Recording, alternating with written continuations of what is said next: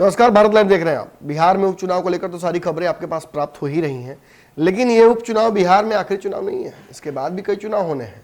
खास बात यह है कि इस उपचुनाव के तुरंत बाद एक एमएलसी का चुनाव भी है, जिसमें बड़े बड़े रसूखदार लोगों का दाव साख जो है वो लगा हुआ दाव पर। ऐसी स्थिति में नीतीश कुमार के लिए ये उपचुनाव क्या रिजल्ट्स लेकर आते हैं, ऐसे में इस उपचुनाव पर तो हमारी नज़र है ही, लेकिन उस उपचुनाव के बाद वाले चुनाव पर भी हमारी नज़र है। क्या है बात, जरा समझ लीजिए इस रिपोर्ट में। बिहार में पंचायत नगर निकाय कोटे से विधान परिषद चुनाव में अभी वक्त है, लेकिन चरणवार पंचायत चुनाव परिणाम के साथ ही सरगर्मी भी बढ़ने लगी है। सरगर्मी बढ़ना भी स्वाभाविक है। आखिर उक्त चुनाव के मतदाता तो यही नवनिर्वाचित प्रतिनिधि ही होंगे ना, लिहाजा नवनिर्वाचित प्रतिनिधियों से मिलने मिलाने का दौर अपने गति पर है। इससे मतलब यह है कि लगातार जो जीत कर प्रतिनिधि आ रहे हैं उनसे बड़े वाले प्रतिनिधि यानी विधायकों की मुलाकात और लगातार हो रही है। आलम यह है कि जमुई में तारापुर उपचुनाव तथा पंचायत चुनाव के बीच विधान परिषद के चुनाव की भी चर्चा होने लगी है। इन्हीं चर्चाओं में निवर्तमान विधान पार्षद संजय के हैट्रिक को रोकने की तैयारी शुरू हो गई है।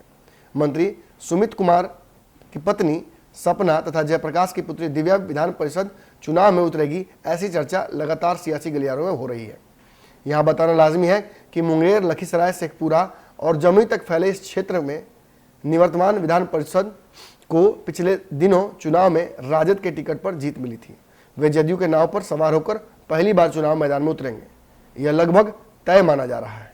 हालांकि संजय प्रसाद की जिद चकाई से विधानसभा पहुंचने की है और वह चकाई की कीमत पर विधान परिषद का टिकट लेने के पक्ष में नहीं बताए जाते हैं। इसी बीच चकाई से निर्दलीय विधायक और बिहार सरकार के विज्ञान एवं प्रौद्योगिकी मंत्री सुमित कुमार सिंह की पत्नी तथा पूर्व मंत्री नरेंद्र सिंह की बहू सपना सिंह की चर्चा जोर पकड़ने लगी है।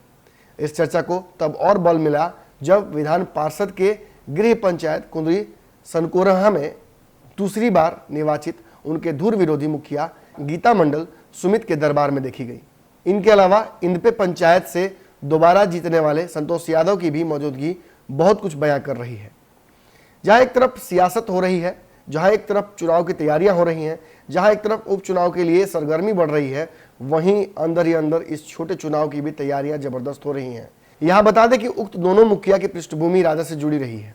इस संदर्भ में फिलहाल मंत्री सुमित कुमार सिंह तो कुछ बोलने से परहेज कर रहे हैं, लेकिन उसके आसपास के आभा मंडल से छनकर आ रही खबरें लगातार इशारा कर रही हैं कि संजय प्रसाद को टिकट मिलने की स्थिति में सपना कुमारी बतौर निर्दलीय उम्मीदवार चुनाव मैदान में होंगी। उधर तारापुर उपचुनाव में पूर्व केंद्रीय मंत्री जयप्रकाश नारायण यादव की पुत्री दिव्यप्रकाश को टिकट से वंचित किए जाने के पीछे विधान परिषद के टिकट की गारंटी राजनीतिक विश्लेषक बता रहे हैं। चर्चाएं और राजनीतिक विश्लेषकों का आकलन अगर सत्य हुआ तो यहाँ चुनावी लड़ाई बेटी और बहू की होगी, जो कि अपने आप में बहुत ही मजेदार होगी। जहाँ एक तरफ उपचुनाव की लगातार खबरें हम आपको दे रहे हैं, वहीं इन चुनाव पर भी हमारी नजर है। आपकी नजर भारत लाइव पर होनी चाहिए।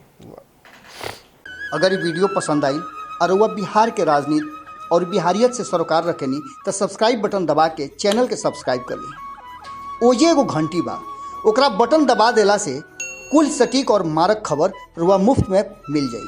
अगर रुआ पत्रकारिता के हमनी के नया प्रयोग में सहयोग कर चाहतानी तो ज्वाइन बटन दबा दी। पेटीएम नंबर नोट कर ली 9386816700। धन्यवाद।